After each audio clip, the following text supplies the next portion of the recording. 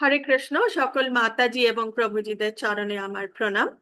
পুরুষোত্তম মাসের স্পেশাল ক্লাসে আপনাদের সকলকে সুস্বাগত। আমরা মঙ্গলাচরণ দিয়ে শুরু করব।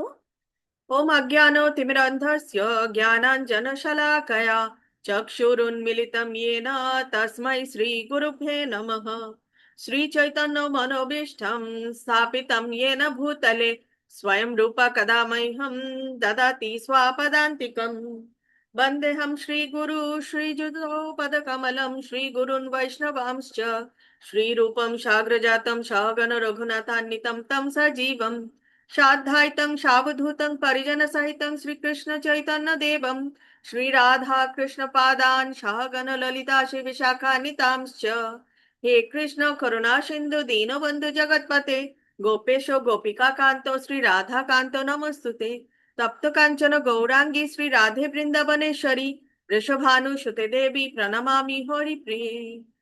वाञ्छाकल्पतरुभ्यश्च कृपा सिन्धुभ्येव च पतितानां पावनेभ्यो वैष्णवेभ्यो नमो नमो। नमो विष्णुपादाय कृष्णपृष्ठाय भूतले श्रीमते भक्तिवेदान्तो स्वामिनिति नामिने। नमस्ते सरस्वती देवे गौरवाणी प्रचारिणे निर्विशेष शून्यवादी पाश्चात्य देशतारिणे। जय श्री कृष्ण चैतन्य प्रभु नित्यानंद श्री अद्वैत गदाधर श्रीवासादि गौर भक्त वृंद। हरे कृष्ण कृष्ण कृष्ण हरे हरे हरे राम राम राम हरे हरे। निताई गौर प्रेमानंदे हरि हरि बोल। श्रीला प्रभुपाद की जय। श्रीला गुरु महाराज की जय। गुरु परंपरा की जय। श्री श्री राधा गोविंद जी की जय। আমি আনমিউট করে দেব।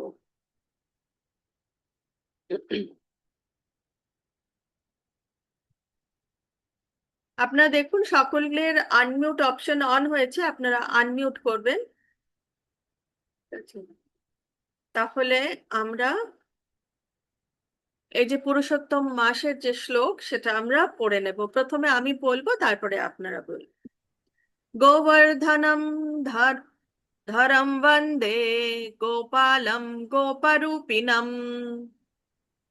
गोवर्धनम धरं वन्दे वन्दे गोपालं गोपालोपिनं गोकुलोत्सवामीशानं गोविन्दं गोपिका प्रियम् गोकुलोत्सव में गोकुलोत्सवमेशनं गोविन्दं गोपिकाप्रियम् वन्दे नवघनश्यामोदिभुजं मुरलीधरम् वन्दे नवघनश्यामोदिभुजं मुरलीधरम् पीताम्बरधरं देवं शारदं पुरुषोत्तमम् पीताम्बरधरं देवं शारदं पुरुषोत्तमम् गोवर्धनधरं वन्दे गोपालं गोपरूपिणम् गोवर्धनधरं वन्दे गोपालं गोपरूपिणम् गोकुलोत्सवमेशानं गोविन्दं गोपिकाप्रियम् गोकुलोत्सवमेशनं गोविन्दं गोपिकाप्रियम् वन्दे नवघनश्यामोदिभुजं मुरलीधरम् वन्दे नवघनश्यामोदिभुजं मुरलीधरम् पीताम्बरधरं देवं शारदां पुरुषोत्तमम् पीताम्बरधरं देवं शारदं पुरुषोत्तमम् गोवर्धनधरं वन्दे गोपालं गोपरूपिणम् गोवर्धनधरं वन्दे गोपालं गोपरूपिणम् गोकुलोत्सवमेशानं गोविन्दं गोपिकाप्रियम् गोकुलोत्सवमेशनं गोविन्दं गोपिकाप्रियम् वन्दे नवघनश्यामोदिभुजं मुरलीधरम् वन्दे नवघनश्यामोदिभुजं मुरलीधरम्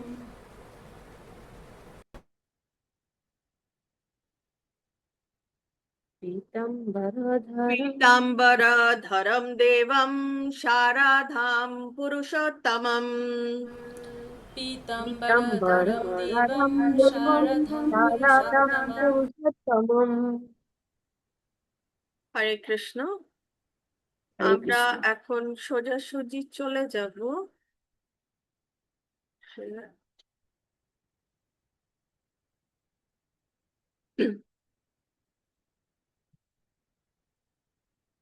ওম নমো ভগবতে বাসুদেবায়, ওম নমো ভগবতে বাসুদেবায়, ওম নমো ভগবতে বাসুদেবায়।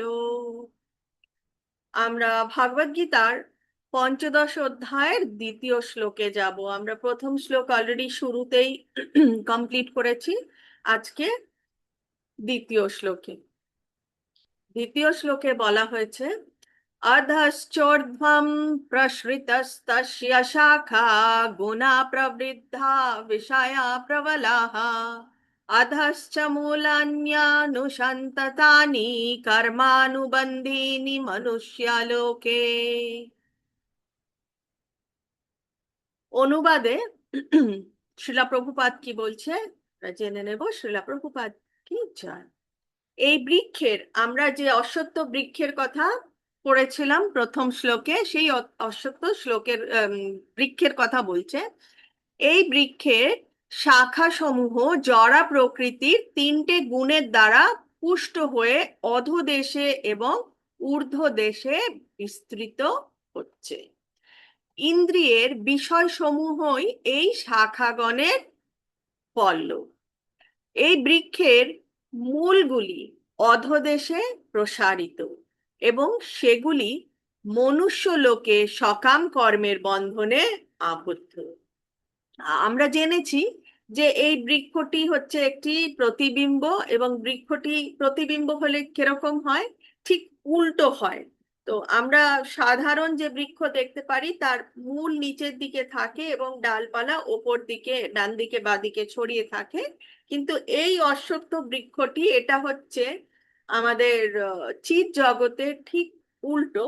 তাই এর মূলগুলো ওপর দিকে এবং শাখা প্রশাখা নিচের দিক থেকে চারিদিকে ছড়িয়ে ছিটিয়ে যাচ্ছে। তাৎপর্যে বলা হয়েছে সেই অশ্বত্থ বৃক্ষটির বর্ণনা সম্বন্ধে এখানে পুনরায় ব্যাখ্যা করা হচ্ছে। তার ডালপালাগুলি চতুর্দিকে ছড়িয়ে ছিটিয়ে রয়েছে। তার নিম্নাংশে কে রয়েছে? নিম্নাংশে মানুষ, পশু, গরু, ঘোড়া, কুকুর, বেড়াল আদি বৈচিত্র্যময় জীবের বিভিন্ন প্রকাশ হয়েছে। এরা অধোমুখী শাখাগুলিতে অবস্থিত এবং ঊর্ধ্বমুখী শাখাগুলিতে রয়েছে দেবতা, গন্ধর্ব আদি উচ্চ প্রজাতির জীবসমূহ। বৃক্ষ যেমন জলের দ্বারা পুষ্ট হয়, আমাদের সাধারণ বাস্তব জগতে আমরা দেখি বৃক্ষরোপণ করলে জল দিতে হয়। তো কিন্তু এই এই যে বৃক্ষটির কথা এখানে বলা হয়েছে, যে প্রতিবিম্ব বৃক্ষটি, যে উল্টো বৃক্ষটি, সেই বৃক্ষটি পুষ্ট হয় কিসে? সেই বৃক্ষটি পুষ্ট হয় জড়া প্রকৃতির যে তিনটে গুণ রয়েছে। আমরা দেখেছিলাম ফার্স্ট লেভেলে যখন আমরা করেছি ক্লাস, সেখানে দেখেছি তিনটে গুণ রয়েছে, সত্ত্ব, রজ এবং তম। তো এই তিনটে গুণের দ্বারা এই বৃক্ষটি পুষ্ট হয়। কখনো কখনো আমরা দেখি যে জলের অভাবে কোনো কোনো জমি অনুর্বর, আবার কোনো কোনো জমি খুব উর্বর। তেমনি জরা প্রকৃতির গুণের মাত্রা অনুসারে বিভিন্ন জায়গায় ভিন্ন ভিন্ন রকম প্রজাতির প্রকাশ হয়। তো ঠিক জল কম হলে কি হয়, যেই জমিতে জল কম হয়, তো সেখানে কি দেখা যায়, আমরা বৃক্ষ রোপণ করলেও সেটা পরিপুষ্ট হয় না। তো ঠিক সেরকমই কোথাও, মানে যেরকম কোনো জায়গা অনুর্বর, কোনো জায়গা উর্বর, ঠিক সেরকমই গুণের মাত্রা অনুসারে বিভিন্ন বিভিন্ন জায়গায় এই বৃক্ষটির বিভিন্ন জায়গায় বিভিন্ন প্রজাতির প্রকাশ হয়। সেই বৃক্ষের পল্লবগুলি হচ্ছে ইন্দ্রিয়ের বিষয়সমূহ, প্রকৃতির ভিন্ন গুণের বিকাশের ফলে ভিন্ন ভিন্ন ইন্দ্রিয়ের বিকাশ হয় এবং ইন্দ্রিয়ের দ্বারা আমরা নানা রকম ইন্দ্রিয়ের বিষয় উপভোগ করি। চক্ষু, কর্ণ, নাসিকা, জিহ্বা আদি ইন্দ্রিয়গুলি হচ্ছে ডালপালার ডগা, যা বিভিন্ন ইন্দ্রিয় গ্রাহ্য বিষয়গুলি উপভোগের প্রতি আসক্ত। তো এখানে এই বৃক্ষটিকে খুব সুন্দরভাবে বর্ণনা করা হয়েছে, আমরা দেখতে পাচ্ছি। তার পল্লবগুলি হচ্ছে শব্দ, রূপ, স্পর্শ আদি ইন্দ্রিয় বিষয় বা তন্মাত্র। তার শাখা মূলগুলি হচ্ছে নানা রকম সুখ ও দুঃখজাত আসক্তি ও বিরক্তি। তো এই পুরো বৃক্ষটার মধ্যেই জড়াজগতের সবকিছুই বর্ণনা করা হয়েছে, কারণ এটা হচ্ছে জড়াজগৎ যেরকম চিৎ জগতের ঠিক উল্টো, তো এখানেও এই বৃক্ষটাও হচ্ছে চিৎ জগতে যদি বৃক্ষ একটা থাকে সেটা কিরকম হবে, ঠিক সেটার উল্টোই এখানে রয়েছে। সর্বদিকে বিস্তৃত গৌণ মূলগুলি থেকে ধর্ম ও অধর্ম, পাপ ও পুণ্য কর্ম করার প্রবণতা উদয় হয়। মুখ্য মূলটি আসছে কোথা থেকে? ব্রহ্মলোক থেকে, এবং অন্যান্য মূলগুলি রয়েছে মনুষ্য গ্রহলোক গুলিতে। উচ্চতর লোকে গিয়ে পূর্ণ কর্মের ফল ভোগ করার পর সে আবার এই পৃথিবীতে ফিরে আসে এবং পুনরায় ফলাশ্রয়ী কর্মের মাধ্যমে উন্নীত হতে চায়।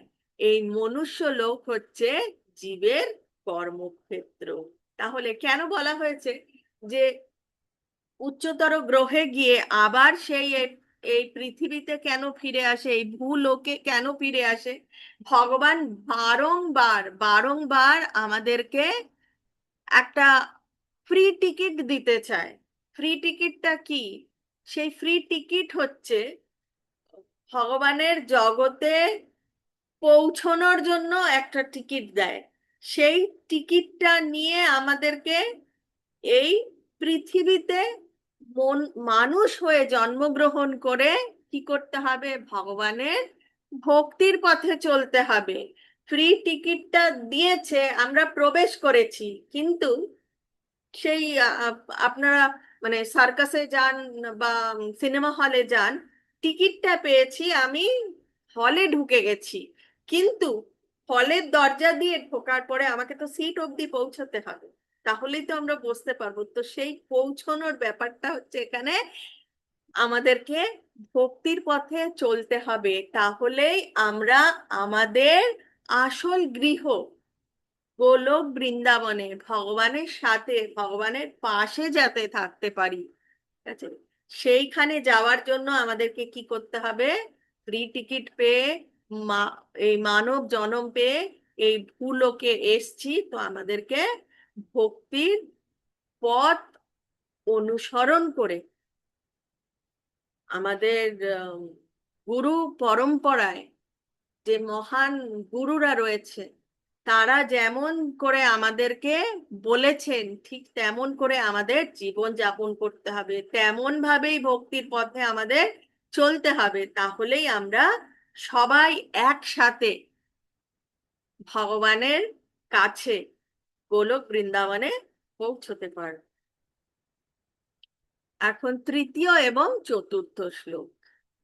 তৃতীয় এবং চতুর্থ শ্লোকে ভগবান বলছেন, না রূপম অশেষা তথোপলভ্যতে নান্তচ্ছাদির্ন চ সম্প্রতিষ্ঠা অশ্বত্থম এনং সুবৃদ্ধমূলম অসঙ্গশাস্ত্রেণ দৃঢ়েন চিত্বা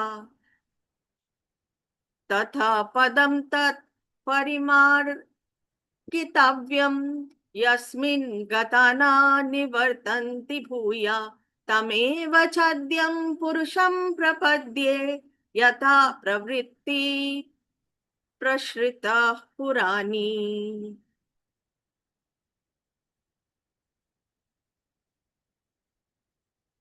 এই বৃক্ষের স্বরূপ এই জগতে উপলব্ধ হয় না।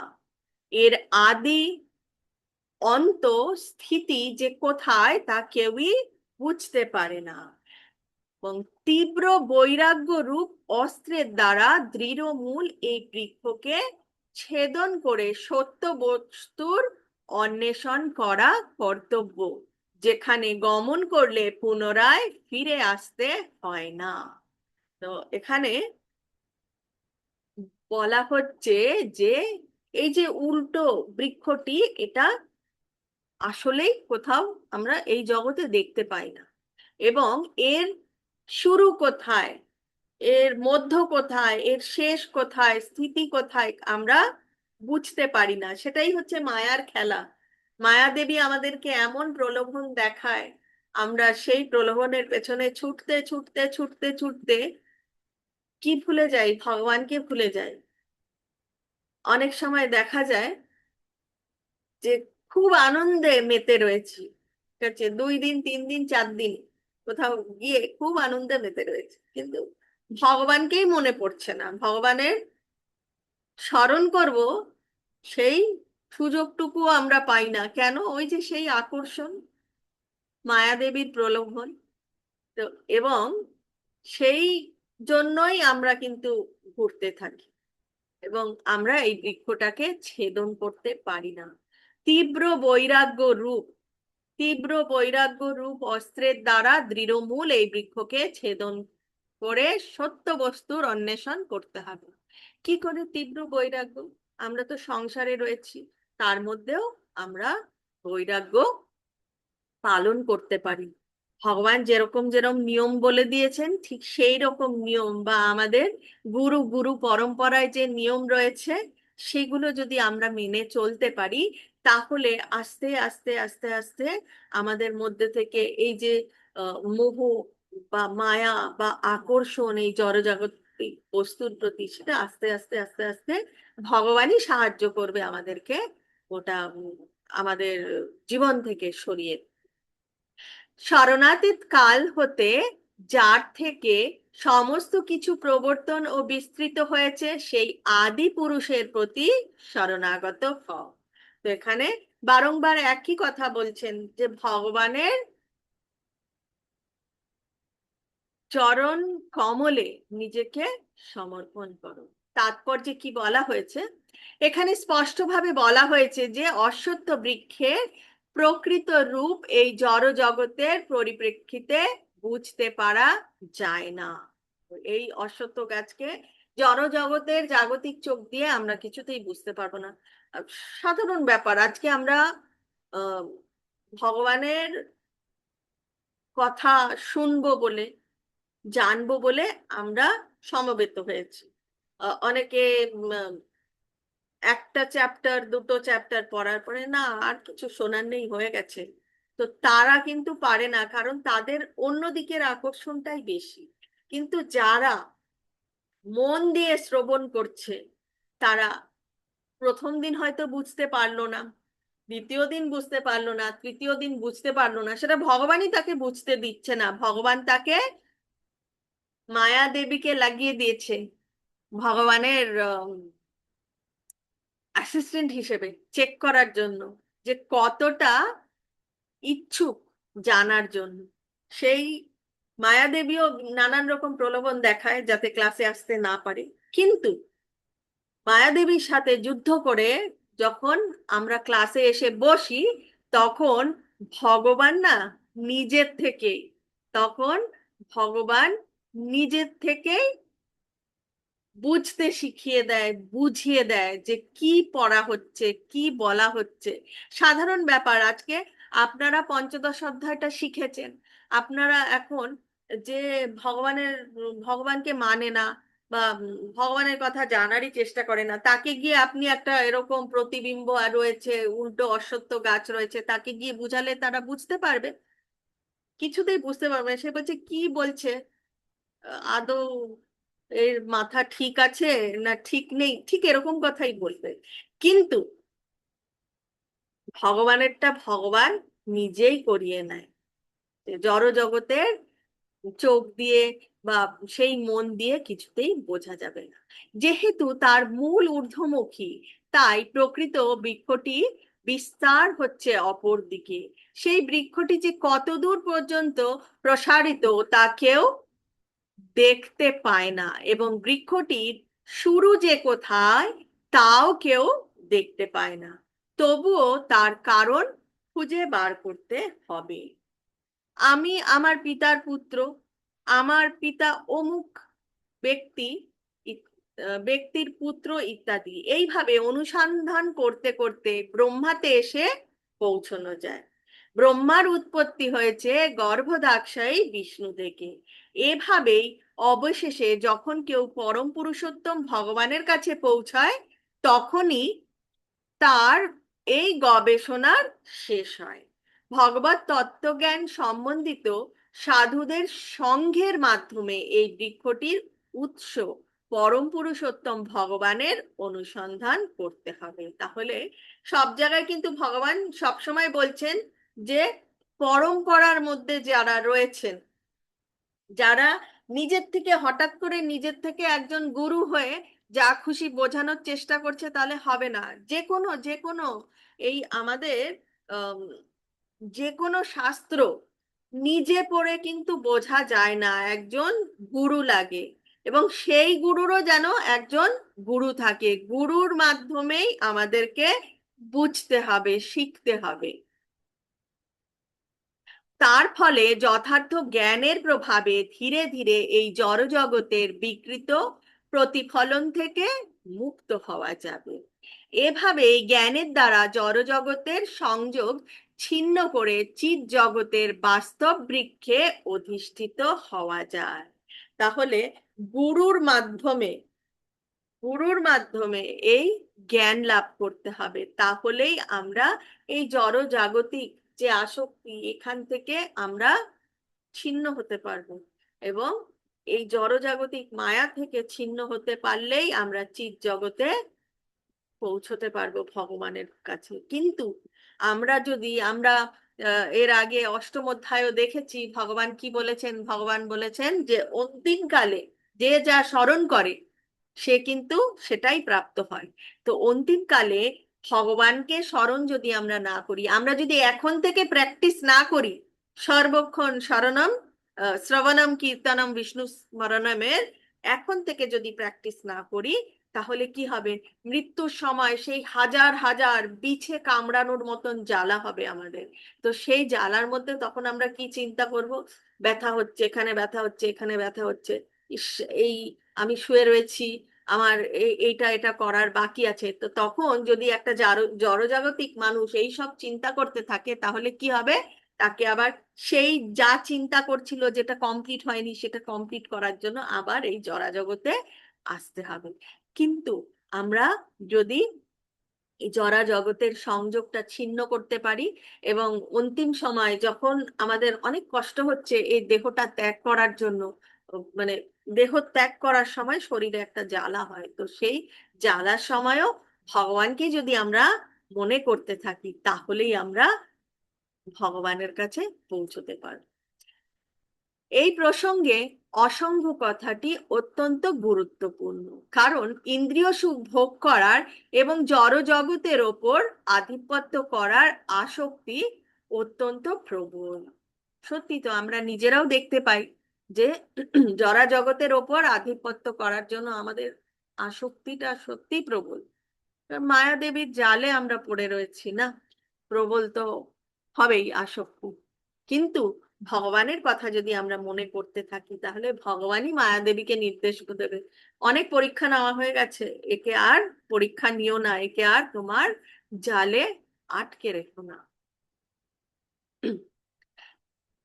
তাই প্রামাণ্য শাস্ত্রের ভিত্তিতে ভগবত তত্ত্ব বিজ্ঞান আলোচনা করার মাধ্যমে এবং যথার্থ জ্ঞানী ব্যক্তির কাছ থেকে ভগবানের কথা শ্রবণ করার মাধ্যমে বিষয়ের প্রতি অনাসক্ত হওয়ার শিক্ষা গ্রহণ করতে হবে। বারংবার একই কথা বলছেন যে আমরা যেখানে যেভাবে যেই পরিস্থিতিতেই আছি, আমাদেরকে সেই পরিস্থিতির কর্ম আমরা করে যাব, কিন্তু একজন গুরুর নির্দেশ, গুরুর আদেশ অনুযায়ী আমাদের চলতে হবে, এবং জড় জগতের যে আসক্তি সেটা নিজের থেকে একটু চেষ্টা করতে হবে, বাকিটা ভগবানই আশীর্বাদ করে দেবে। ভক্ত সঙ্গে এই ধরনের আলোচনা করার ফলে পরম পুরুষোত্তম ভগবান সমী সমীপবর্তী ভগবানের সমীপবর্তী হওয়া যায়। তারপর সর্বপ্রথমে যা অবশ্য করণীয় তা হচ্ছে তার শ্রী চরণারবিন্দে আত্মসমর্পণ করা। সেই পরম ধামের বর্ণনায় এখানে বলা হয়েছে যে একবার সেখানে গেলে এই প্রতিবিম্বিরূপী বৃক্ষে আর ফিরে আসতে হয় না। পরম পুরুষোত্তম ভগবান শ্রীকৃষ্ণ হচ্ছেন আদিমূল, যার থেকে সবকিছুই প্রকাশিত হচ্ছে। সেই পরমেশ্বর ভগবানের কৃপা লাভ করতে হলে কেবলমাত্র কি দরকার? আত্মসমর্পণ দরকার। ভগবানের চরণ কমলে আমাদেরকে আত্মসমর্পণ করতে হবে, এবং 100%। এই আত্মসমর্পণই হচ্ছে শ্রবণ কীর্তন আদি নববিধা ভক্তি অনুশীলনের চরম পরিণতি। এই জড় জগতের বিস্তারের কারণ হচ্ছেন ভগবান। ভগবান নিজে ইতিমধ্যে সেই সম্বন্ধে ব্যাখ্যা করে বলেছেন, অহম সর্বস্য প্রভাব, আমি সবকিছুর উৎস। সুতরাং জড়জাগতিক জীবন রূপ অত্যন্ত কঠিন। এই অশ্বত্থ বৃক্ষের বন্ধন থেকে মুক্ত হতে হলে শ্রীকৃষ্ণের চরণে আত্মসমর্পণ করা ছাড়া আর কোনো গতি নেই। তাহলে এই যে অশ্বত্থর বৃক্ষ বা জরা জগৎ বা মায়া দেবীর বন্ধন থেকে যদি আমরা ছাড়া পেতে চাই, মুক্তি পেতে চাই, তাহলে ভগবানের চরণে আত্মসমর্পণ করতে হবে। তা না হলে আমরা কিছুতেই ছাড়া পাবো না। শ্রীকৃষ্ণের চরণে আত্মসমর্পণ করলে অনায়াসে এই জড়জগতের বন্ধন থেকে মুক্ত হওয়া যায়। আমাদের হাতে সময় রয়েছে, তো আমরা আরো একটা শ্লোক করে নেব। পঞ্চম শ্লোক। পঞ্চম শ্লোকে ভগবান বলছেন, নির্মাণ মোহাজিত সঙ্গ দোষা আধ্যাত্ম নিত্যা বিনিবৃতা কামহ দ্বন্দ্বৈর বিমুক্তাঃ সুখ দুঃখ শমনের গচ্ছান্ত মূঢ়াঃ পদম অব্যয়ম তৎ। যারা অভিমান ও মোহ শূন্য, সঙ্গ দোষ রহিত, নিত্য অনিত্য বিচার পরায়ণ, কামনা বাসনা বর্জিত, সুখ দুঃখ আদি দ্বন্দ্ব সমূহ থেকে মুক্ত এবং মোহমুক্ত, তারাই সেই অব্যয় পদ লাভ করেছেন। কোন পদের কথা বলছেন? ভগবানের চরণে নিজেকে 100% সমর্পণ করে এবং ভগবানের পথে, ভগবানের গৃহে যারা পৌঁছয় তাদের কথা বলছেন। শরণাগতির পন্থা এখানে খুব সুন্দরভাবে বর্ণিত হয়েছে। তার প্রথম যোগ্যতা হচ্ছে গর্ভের দ্বারা মোহাচ্ছন্ন না হওয়া, কারণ বদ্ধ জীব নিজেকে জড়া প্রকৃতির অধিপতি বলে গর্ব করে। তাই পরম পুরুষোত্তম ভগবানের শ্রীচরণে আত্মসমর্পণ করা তার পক্ষে খুব কঠিন। যথার্থ জ্ঞান অনুশীলন করার মাধ্যমে তাকে জানতে হবে যে সে জড়া প্রকৃতির অধিপতি নয়। জড়া প্রকৃতির অধিপতিও কিন্তু ভগবান, কারণ বলা হয়েছে ভোক্তারাম ইয়াজনা তাপসাম, তো ভোক্তারাম একজনই, সে কে? পরম পুরুষোত্তম ভগবান। আমরা কিন্তু কি, যেটা চৈতন্য চরিতামৃতে বলা হয়েছে, জীবের স্বরূপ হয়ে শ্রীকৃষ্ণের নিত্য দাস। তাহলে আমরা কিন্তু ভগবানকে সেবা করার জন্যই কিন্তু ভগবান আমাদেরকে এই মানব জন্মটা দিয়েছে, চান্স দিয়েছে, টিকিট দিয়েছে, শুধু রাস্তাটায় প্রবেশ করার। তারপরে আমাদেরকে আমাদের কর্ম করতে হবে। তো যার জন্য আমরা কি মনে করি? আমরা সবসময় মনে করি এটা আমার, আমি এটার মালিক।